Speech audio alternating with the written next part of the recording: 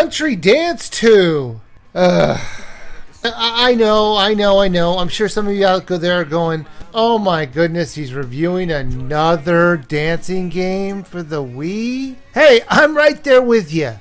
The whole concept was very novel and fun back when Just Dance first came out. Now there are way too many of these titles for the Wii. In fact, looking at the lackluster titles that are coming out this year, they're either dancing games or they're based on movies. With a couple exceptions, it looks like it's going to be very hard this year to come up with the top 10 best games this year for the Wii. Now I know we're basically just in a holding period while we're waiting for the Wii U. But the Wii has a lot of owners out there that would really love a good game. So please, Nintendo, I'm begging you. The original Country Dance was on my list of the worst Wii games out there that I reviewed last year. It wasn't the way it was presented or the content in the title that made it bad, but the fact that it was completely broken and didn't use the motion controls the Wii had to offer correctly. It didn't even bother to track your hand position like other dancing games out there. It only kept track when you were moving your Wiimote, no matter what direction it was happening in. There's something really wrong with any game which can be beaten by just waggling your Wiimote up and down for a few minutes. So I was intrigued to see if they fix this in the sequel. And the answer is, no, they haven't. I did notice a few times where the waggling wouldn't work,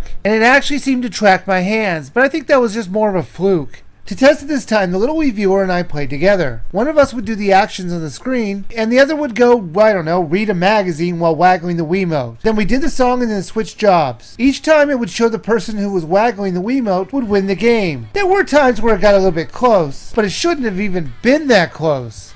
I thought the last game was at least redeemable because I kind of liked the country songs. There are a lot of songs that I recognized, and the ones I didn't know I enjoyed listening to. This one had song after song of ones I'd never even heard of. I would say I knew about 10% of the songs in this collection, and it took away a lot of the potential fun in the game for me, even if the controls were working the way they should. On the positive side, the visuals looked nice. I liked how the models looked. Now, there were some very odd parts where I was watching the dancing of the models, and then all of a sudden the camera would do a very poorly done jump cut. It got very distracting. There were 5 modes they had you to play. Normal, which is just, the normal game. Perfection, where it only counts perfect moves. Freeze, where they make you stop dancing in order to stop losing points. Exercise, where they'll count how many times you move your Wiimote. Because that somehow translates to calorie counting. I don't know. More likely you'll just make a game out of who can jerk the Wiimote faster. And finally, Rehearsal, which was just a practice mode. The menus to pick the songs were all too basic. They had you turn a wheel to pick your song, and it was just too slow to do it.